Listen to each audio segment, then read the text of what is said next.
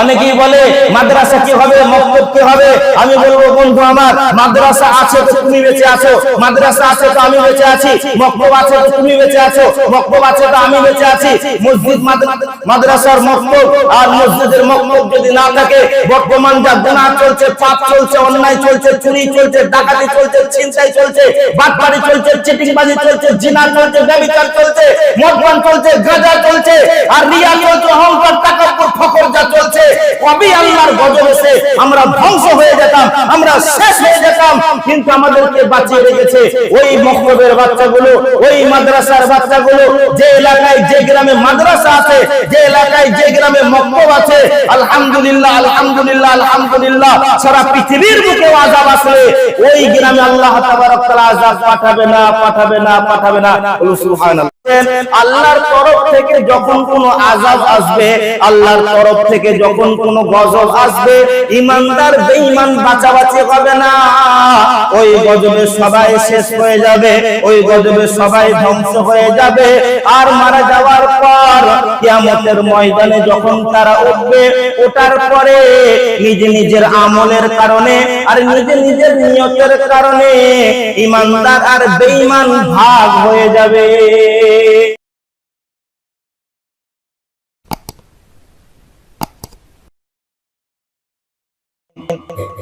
আল্লাহ তাবারক তাআলার অশেষ মেহেরবানি যে আল্লাহ তাবারক তাআলা প্রত্যেক সপ্তাহের ন্যায় এই সপ্তাহে জুমআকে আদায় করতে আসার তৌফিক দান করেছেন। সকলে আবার শুকরিয়া আদায় করি, বলে আলহামদুলিল্লাহ। তারপরে পরে দিন দরদি নবীর উপর শত কোটি সালাম ও দরুদ বর্ষিত হোক, সকলে বলি সাল্লাল্লাহু আলাইহি ওয়াসাল্লাম। শ্রদ্ধেয় সম্মানিত মুহতারাম হাজিরিন, দুনিয়ার বুকে কোনো মানুষ যখন রাগান্বিত হয়ে যায়, রাগের কারণে রাগে বশীভূত হয়ে অনেক দুর্ঘটনা ঘটিয়ে ফেলে, অনেক অঘটনা ঘটিয়ে ফেলে। এটা যেমন সত্য কথা, ঠিক ওই রকম আর একটা সত্য কথা হলো, দুনিয়ার মানুষ যখন রাগান্বিত হয়ে যায়, ওই মানুষের রাগ ঠান্ডা করার জন্য, ওই মানুষকে সামাল দেওয়ার জন্য, ওই মানুষকে বোঝানোর জন্য অন্য মানুষ তৈরি হয়ে যায়। যায় কি যায় না বলেন? জি। একজন স্বামী প্রচন্ড রেগে গেছে, তার স্ত্রীকে মারধর করছে, পাড়া প্রতিবেশী যায়, গিয়ে তার স্বামীকে বোঝায়, আটকায়, তার স্বামীর রাগ ঠান্ডা করে। একজন আব্বা প্রচন্ড রেগে গেছে, তার সন্তানকে মারধর করছে, তো সমাজের মানুষ তার আব্বাকে আটকে নেয়, বোঝায়, তার আব্বার রাগকে ঠান্ডা করে। দুইজন বন্ধু মারামারি করছে, অন্যান্য বন্ধুরা ওই বন্ধুর রাগকে ভাঙায়, রাগকে ঠান্ডা করে। এরকম দুনিয়ার বুকে কোনো মানুষ যখন রাগান্বিত হয়ে যায়, ওই মানুষের রাগকে ঠান্ডা করার জন্য, ওই মানুষের রাগকে নিভানোর জন্য, ওকে বোঝানোর জন্য, ওকে সামলানোর জন্য, ওকে সামাল দেওয়ার জন্য অন্য মানুষ তৈরি হয়ে যায়। এখন একটা প্রশ্ন করে ছোট করে, আল্লাহর রাগ আছে? জি। আল্লাহর রাগ? জি না। আল্লাহর রাগ আছে, আল্লাহ রাগান্বিত হন, আল্লাহ রাগ দেখান। মানুষ যেমন রাগ দেখায়, মানুষের যেমন রাগ আছে, মানুষ যেমন রাগান্বিত হয়, ওই রকম আল্লাহরও রাগ আছে, আল্লাহও রাগান্বিত হন, আল্লাহও রাগ দেখান। আল্লাহ তাবারক তাআলা যখন রাগান্বিত হয়ে যান, আল্লাহ তাবারক তাআলা যখন রেগে যান, তখন কি করেন? আযাব গজব দেন। কি করেন বলেন? আযাব গজব দেন। হযরত আয়েশা রাদিয়াল্লাহু তাআলা আনহা উনি হাদিসটি বর্ণনা করছেন, বিশ্বনবী সাল্লাল্লাহু আলাইহি ওয়াসাল্লামের একমাত্র কুমারী বিবি হযরত আয়েশা রাদিয়াল্লাহু তাআলা আনহা উনি বলছেন, কি বলছেন? قال النبي صلى الله عليه وسلم, বিশ্বনবী সাল্লাল্লাহু আলাইহি ওয়াসাল্লাম বলছেন, কিয়ামতের আগে কিছু মানুষ তৈরি হয়ে যাবে, কিছু মানুষ রেডি হয়ে যাবে কাবা ঘরকে ভাঙার জন্য। তারা কাবা ঘরকে ভেঙে ফেলতে চাইবে, তারা কাবার কাছাকাছি পৌঁছে যাবে। কাবার কাছাকাছি পৌঁছে যাওয়ার পর সন্ধ্যা লেগে যাবে, আর সন্ধ্যা হয়ে যাওয়ার কারণে তারা সেখানে তাঁবু টাঙাবে থাকার জন্য। রাত্রিতে তারা সেখানে থাকবে, আর এই নিয়ত করবে সকাল বেলায় উঠে কাবা ঘরকে ভেঙে দেব। এবার তারা যখন ঘুমিয়ে যাবে, বিশ্বনবী সাল্লাল্লাহু আলাইহি ওয়াসাল্লাম বলছেন, ওই রাত্রে একটা ভয়াবহ আযাব হবে, একটা ভয়াবহ ভূমিকম্প হবে। আর ওই ভূমিকম্পে অত্র এলাকায় যতজন মানুষ থাকবে, ওই এলাকায় যতগুলো মানুষ থাকবে, সব ওই ভূমিকম্পে মারা যাবে। হযরত আয়েশা রাদিয়াল্লাহু তাআলা আনহা বলছেন, ইয়া রাসূলুল্লাহ ইয়া হাবিবাল্লাহ, সবাই তো কাবা ঘর ভাঙার নিয়তে ঘুমায়নি, ওই রাত্রিতে এমন নিয়ত করেছিল, তাহাজ্জুদের নিয়তে ঘুমিয়েছে, ফজরের নামাজের নিয়তে ঘুমিয়েছে, কেউ সকাল বেলায় উঠে নিজে নিজের কাজে যাবে এই নিয়তে ঘুমিয়েছে। তাহলে ওই আযাবে কেন সবাই শেষ হয়ে যাবে, ধ্বংস হয়ে যাবে, সবাই কেন মারা যাবে? বিশ্বনবী সাল্লাল্লাহু আলাইহি ওয়াসাল্লাম বলেন, ক্বালান নবী সাল্লাল্লাহু আলাইহি ওয়াসাল্লাম, ইকশাফু বিআওয়ালিহিম ওয়া আখিরিহিম সুম্মা ইউবাসুনা আলা নিয়াতিহিম। আয়েশা রে, ওই ভূমিকম্পে অত্র এলাকার সমস্ত মানুষ মারা যাবে, মারা যাওয়ার পর নিজের নিজের নিয়তের কারণে তাদের রাস্তা বিভাজন হয়ে যাবে। সুবহানাল্লাহ বলেন, নিয়তের কারণে তাদের রাস্তাটা বিভাজন হয়ে যাবে। একটা সামান্য উদাহরণ দিলে আপনি বুঝতে পারবেন। বোলপুর স্টেশনে আপনি দাঁড়িয়ে আছেন, আমি দাঁড়িয়ে আছি, আর অন্যান্য মানুষ দাঁড়িয়ে আছে, সবাই যাবে কোথায়? বর্ধমান। ট্রেনটা ঢুকবে 8টার সময়, ছাড়বে 8টা 5-এ। ওই ট্রেনে সমস্ত মানুষ চড়ে যাবে, বর্ধমান গিয়ে নেমে যাবে। ওই ট্রেনে কারা চড়েছে? ওই ট্রেনে আপনি চড়েছেন, ওই ট্রেনে আমি চড়েছি, ওই ট্রেনে ইমানদার চড়েছে, ওই ট্রেনে বেঈমান চড়েছে, ওই ট্রেনে নামাজি চড়েছে, ওই ট্রেনে বেনামাজি চড়েছে, ওই ট্রেনে চোর চড়েছে, ওই ট্রেনে আস্তিক চড়েছে, নাস্তিক চড়েছে, মুশরিক চড়েছে, মুনাফিক চড়েছে, ইমানদার বেঈমান সবাই চড়ে গেছে। কিন্তু বন্ধুরা আমার, ট্রেনটা হলো একটাই ট্রেন, ড্রাইভার একটা, রাস্তা একটা, গন্তব্য একটা, সময় একটা, এখানে কোনো বিভাজন নাই, ইমানদার বেঈমানের মধ্যে কোনো পার্থক্য নাই। কিন্তু এরা যখন বর্ধমান পৌঁছে যাবে, পৌঁছে যাওয়ার পর ট্রেন থেকে নামার পর যে যে কাজের নিয়তে এখান থেকে গেছে, সে সেই কাজের পেছনে ছুটে যাবে। কেউ নিয়ত করেছে বর্ধমান যাওয়ার পর আমি কোর্টে যাব, সে ট্রেন থেকে নামার পর সাথে সাথে কোর্টের দিকে দৌড়াবে। কেউ বা নিয়ত করেছে বর্ধমান যাওয়ার পর আমি ডক্টরের কাছে যাব, ট্রেন থেকে নামার পর সে ডাক্তারের কাছে চলে যাবে। কেউ বা নিয়ত করেছে বর্ধমান যাওয়ার পর আমি গাড়ি কিনবো, ওই ট্রেন থেকে নামার পর সে শোরুমে চলে যাবে। যে যে নিয়ত করে বের হয়েছে সে সে নিয়ত করে চলে যাবে। তো বিশ্ব নবী সাল্লাল্লাহু আলাইহি ওয়াসাল্লাম বলছেন, আল্লাহর তরফ থেকে যখন কোনো আযাব আসবে, আল্লাহর তরফ থেকে যখন কোনো গজব আসবে, ইমানদার বেঈমান বাঁচাবাঁচি হবে না, ওই গজবে সবাই শেষ হয়ে যাবে, ওই গজবে সবাই ধ্বংস হয়ে যাবে। আর মারা যাওয়ার পর কিয়ামতের ময়দানে যখন তারা উঠবে, ওঠার পরে নিজে নিজের আমলের কারণে আর নিজে নিজের নিয়তের কারণে ইমানদার আর বেঈমান ভাগ হয়ে যাবে। সুবহানাল্লাহ। সুজপুর গ্রামে যদি বৃষ্টি বর্ষণ হয়, যে ইমানদার পাবে না আর বেঈমান পাবে, কোনদিন হয়েছে?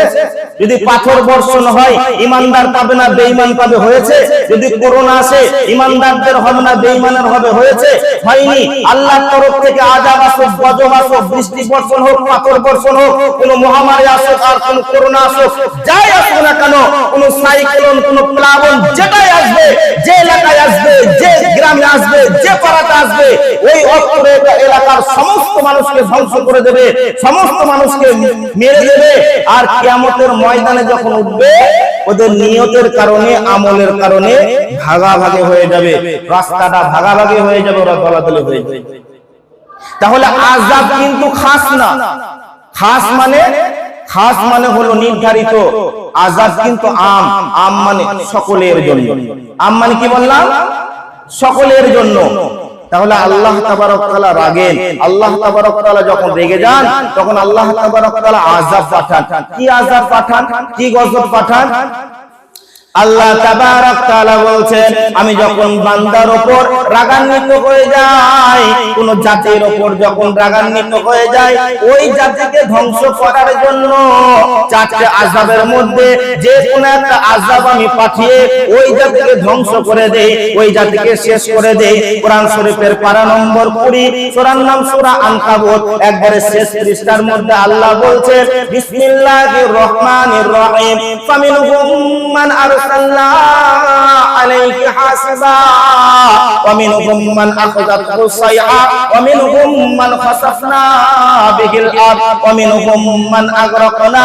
আল্লাহ তাবারক তাআলা বলছেন, তাদের জন্য এক নাম্বার আমি আল্লাহ আযাব পাঠাই, আসমান থেকে পাথর বর্ষণ করে তাদেরকে আমি ধ্বংস করে দেই। আর দ্বিতীয় নম্বর আল্লাহ তাবারক তাআলা বলছেন, ওয়া মিনহুম মান আখাযাতহু সাইহা, আমি বজ্র আওয়াজ দিয়ে তাদেরকে ধ্বংস করে দেই, প্রচন্ড আওয়াজ দিয়ে তাদেরকে ধ্বংস করে দেই। আর তৃতীয় নম্বরে আমার আল্লাহ বলছেন, ওয়া মিনহুম মান খাসাফনা বিহিল আরদ, আমি তাদেরকে ভূমিকম্প দেই, ভূমিকম্পের মাধ্যমে তাদেরকে মাটির তলায় ধসিয়ে দিয়ে মাটি চাপা দিয়ে দিয়ে তাদেরকে আমি ধ্বংস করে দেই। আর চার নম্বরে আমার আল্লাহ বলছেন, ওয়া মিনহুম মান আগরাকনা, এবং আমি প্লাবন দেই, এত পানি দেই, আসমান থেকে পানি বর্ষণ করে, জমিন থেকে পানি তুলি, নদীতে পানি, খালে পানি, পুকুরে পানি, গঙ্গায় পানি, সাগরে পানি, চারিদিকে পানির কারণে প্লাবন দেখতে পাবে।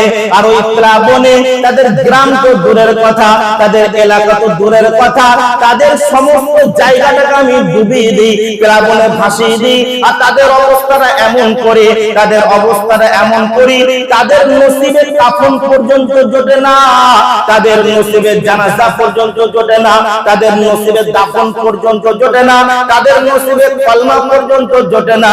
তো বিশ্বনবী সাল্লাল্লাহু আলাইহি ওয়াসাল্লাম বলেন, আমার আল্লাহ যখন রাগান্বিত হয়ে যান, আমার আল্লাহ যখন রেগে যান, তখন তার বান্দাকে চারখানা আযাবের মধ্যে যে কোনো আযাব দিয়ে ধ্বংস করে দেয়।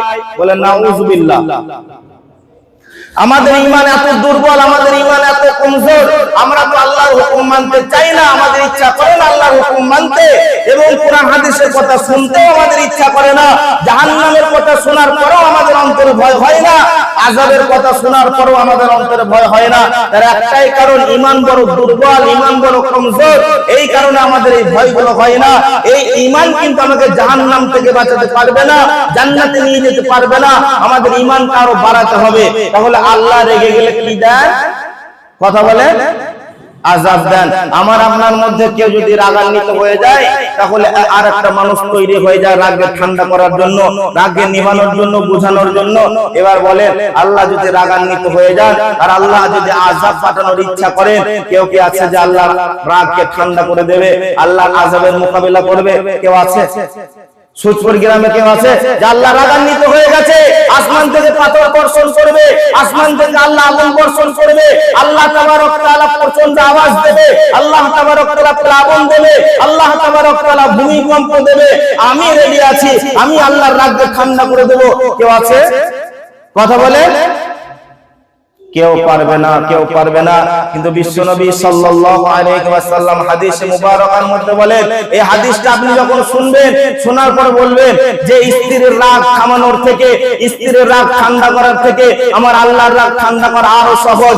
স্বামীর রাগ ঠান্ডা করার থেকে আল্লাহর রাগ ঠান্ডা করা আরো সহজ। বাপের রাগ ঠান্ডা করার থেকে আমার আল্লাহর রাগ ঠান্ডা করা আরো সহজ। ভাইয়ের রাগ ঠান্ডা করার থেকে আমার আল্লাহর রাগ ঠান্ডা করা আরো সহজ। হাদিসটা বর্ণনা করছে হযরত হুযায়ফা রাদিয়াল্লাহু তাআলা আনহু।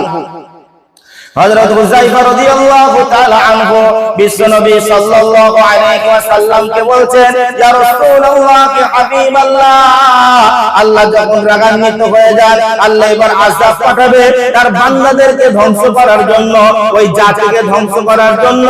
আল্লাহর আযাবকে কি করে বাঁচানো যায়, আল্লাহর আযাব থেকে কি করে বাঁচা যায়, আল্লাহর রাগকে কি করে ঠান্ডা করা যায়, এর কি কোনো রাস্তা আছে নাকি? বিশ্বনবী সাল্লাল্লাহু আলাইহি ওয়াসাল্লাম বলছেন, হুযায়ফা রে, তাহলে শোনো, আল্লাহ তাবারক তাআলা রাগকে ঠান্ডা করা যায়, আল্লাহর আযাবকে বন্ধ করা যায়। কি করে বন্ধ করা যায়? বিশ্বনবী সাল্লাল্লাহু আলাইহি ওয়াসাল্লাম বলছেন, যে এলাকাতে, যে গ্রামে, যে পাড়াতে, যে টোলাতে একটা বাচ্চা শিশু সূরা ফাতিহা তেলাওয়াত করে, ওই কোরআনের মধ্যে প্রথম সূরা সূরাতুল ফাতিহা, এই সূরা ফাতিহা যখন তেলাওয়াত করে, আমার আল্লাহর রাগ ঠান্ডা হয়ে যায়, আমার আল্লাহ এত খুশি হয়ে যায়, আমার আল্লাহ এত রাজি হয়ে যায়। আল্লাহ তাবারক তাআলা ফেরেশতাদেরকে বলেন, হে ফেরেশতাগণ, না না না, ওই গ্রামে আযাব পাঠিও না, ওই গ্রামে গজব পাঠিও না, ওই এলাকায়, ওই গ্রামে একটা বাচ্চা শিশু সূরা ফাতিহা তেলাওয়াত করেছে, এই কারণে আমি খুশি হয়ে গেছে, আমার রাগ ঠান্ডা হয়ে গেছে, ওই গ্রামে আর আযাব পাঠিও না। আযাবটা কয়দিনের জন্য পাঠানো হয় না, বিশ্বনবী সাল্লাল্লাহু আলাইহি ওয়াসাল্লাম বলছেন, একবার একটা শিশু একবার সূরা ফাতিহা পড়ার কারণে 40 বছর আল্লাহ তাবারক তাআলা ওই এলাকায় আর আযাব পাঠায় না। সুবহানাল্লাহ। অনেকেই বলে মাদ্রাসা কি হবে, মক্তব কি হবে? আমি বলবো, বন্ধু আমার, মাদ্রাসা আছে তো তুমি বেঁচে আছো, মাদ্রাসা আছে তো আমি বেঁচে আছি, মক্তব আছে তো তুমি বেঁচে আছো, মক্তব আছে তো আমি বেঁচে আছি। মসজিদ, মাদ্রাসার মক্তব আর মসজিদের মক্তব যদি না থাকে, বর্তমান যা গুনাহ চলছে, পাপ চলছে, অন্যায় চলছে, চুরি চলছে, ডাকাতি চলছে, ছিনতাই চলছে, বাটপারি চলছে, চিটিংবাজি চলছে, জিনা চলছে, ব্যভিচার চলছে, মদপান চলছে, গাঁজা চলছে, আর রিয়া চলছে, অহংকার, তাকাব্বুর, ফখর যা চলছে, কবি আল্লাহর গজবে এসে আমরা ধ্বংস হয়ে যেতাম, আমরা শেষ হয়ে যেতাম। কিন্তু আমাদেরকে বাঁচিয়ে রেখেছে ওই মক্তবের বাচ্চাগুলো, ওই মাদ্রাসার বাচ্চাগুলো, যে এলাকায়, যে গ্রামে মাদ্রাসা আছে, যে এলাকায়, যে গ্রামে মক্তব আছে। আলহামদুলিল্লাহ, আলহামদুলিল্লাহ, আলহামদুলিল্লাহ। সারা পৃথিবীর বুকে আযাব আসলে ওই গ্রামে আল্লাহ তাবারক তাআলা আযাব পাঠাবে না, পাঠাবে না, পাঠাবে না। সুবহানাল্লাহ। তাহলে বাচ্চাগুলো আমাদের জীবনকে বাঁচিয়ে রেখেছে কিসের কারণে? কোরআন তেলাওয়াতের মাধ্যমে। কিসের মাধ্যমে? কোরআন তেলাওয়াতের মাধ্যমে। আল্লাহ তাবারক তাআলা আমাদেরকে বুঝার তৌফিক দান করেন, আমল করার তৌফিক দান করেন, কোরআন ওয়ালা হয়ে দুনিয়া থেকে যাওয়ার তৌফিক